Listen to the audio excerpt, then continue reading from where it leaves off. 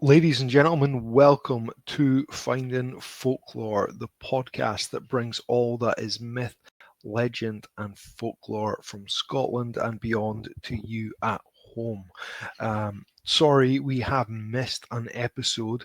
I was on my honeymoon and did not successfully manage to record enough episodes before going away.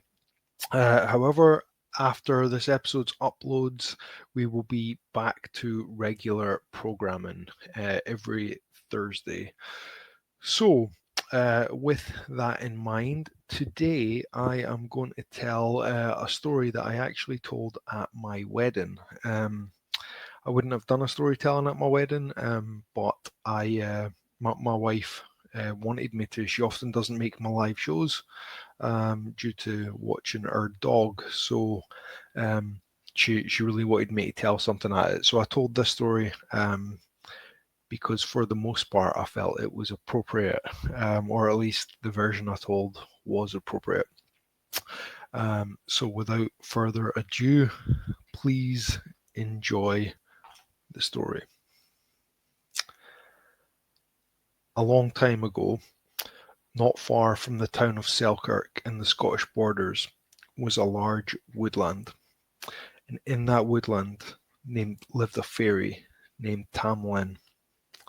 Now Tam was old, hundreds and hundreds of years old. And he was no normal fairy.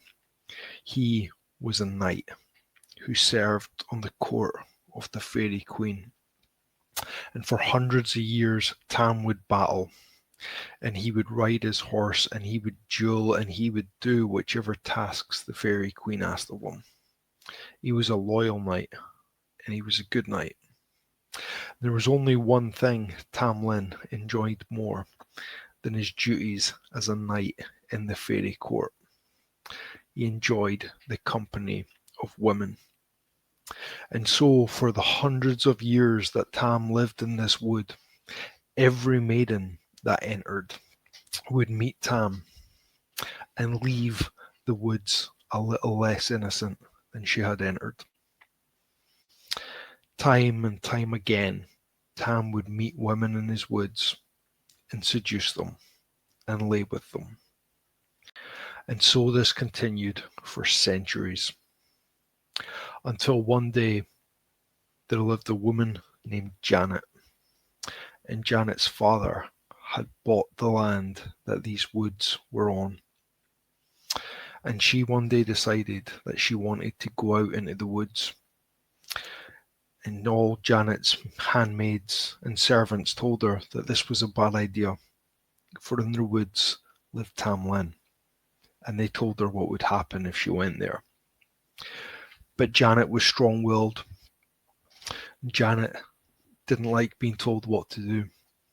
So, one day, without an escort, she went off into Tam Lin's woods. She walked through the woods, sticking to the path, until eventually veering off to look at some flowers. And there, as she bent down to pick up a rose, in front of her appeared Tam Lin, the fairy that she had heard so much about. And the two spoke to one another. And they fell deep into conversation, and sure enough, Tam did seduce Janet. But surprisingly, Janet had also seduced Tam. And they lay together, and afterwards they spoke until the sun went down and the moon rose, and Janet said she had to get off home. And so she left the woods, and there she left Tam, thinking about her in a way he had never thought about any other mortal that entered his woodland. And days passed, and days turned to weeks, and weeks to months, and Janet started to show, for she had fallen pregnant. And so, knowing Tam was the father, she went back into the woods to speak to him again. And she stuck to the path, and she remembered where she went off it to look at the roses, and she'd done so again and again as she stepped off. Tam appeared before her, noticing the pregnant belly of his ex-lover. The two began to have a conversation, and Janet said that she wanted their child to have a father, and Tam agreed. However, the only way that this could happen was if he was freed from the fairy court. "Is there a way this can happen?" Janet asked. And Tam explained that there was, but the way would not be easy, and it would test Janet's will. Janet was a strong-willed woman and agreed.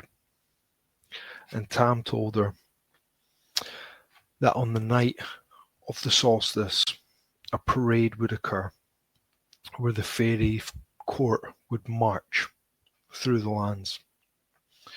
Janet was to wait on Tam by a well, and as he passed, she was to jump and tackle him from his horse.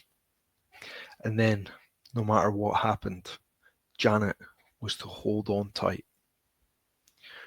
"You will be tested," Tam reminded her, "and it will not be pleasant. But if you hold on tight until I turn to fire, then you throw me into the well, we will be together." Well, this confused Janet. It didn't make a lot of sense, for how could a person turn to fire? But she remembered Tam was no person. He was a fairy, and surely he knew what he was talking about. And so she went away and waited until the night of the solstice. And she went off to that well and waited for the fairy procession to march. And right enough it did. At the head of the procession was the Faerie Queen, with blonde flowing hair and a dress so green it was as if it was made from the woods themselves. And there Janet saw Tam on the back of a white steed. And as he approached, Janet leapt from the well and tackled Tam from his horse. And the Faerie Queen turned in a rage.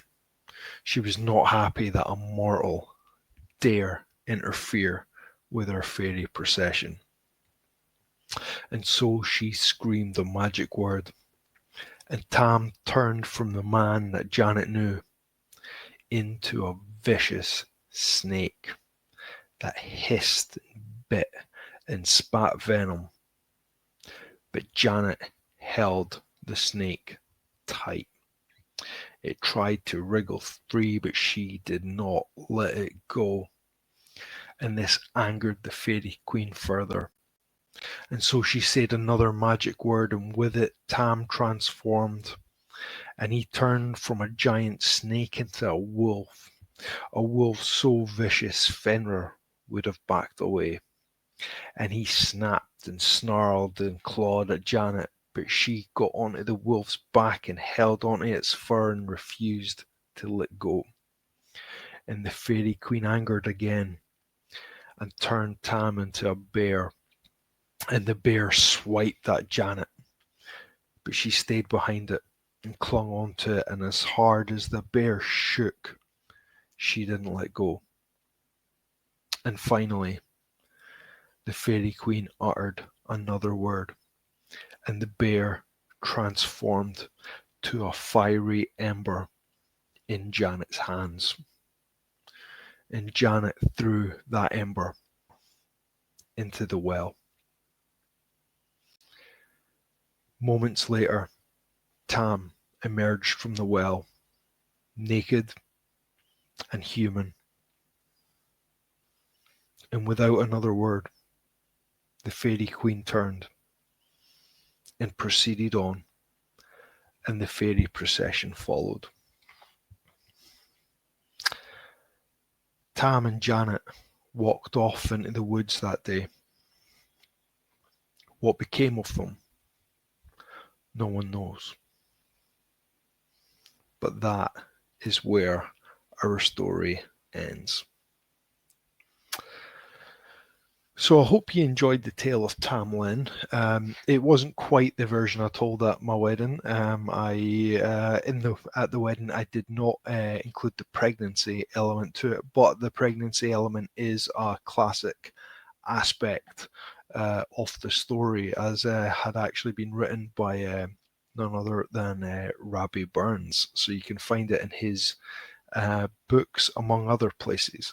But it's a classic tale in the borders and is actually linked to the story of Thomas the Rhymer, which I have also done an episode on previously. So if you're interested in more stories about the Faerie Queen, check out the story of Thomas the Rhymer.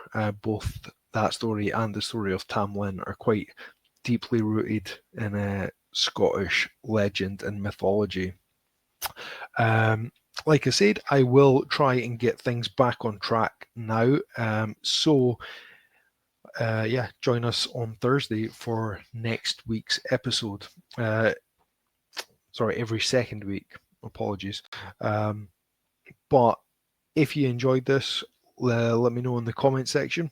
Share this if you liked it. Click that thumbs up.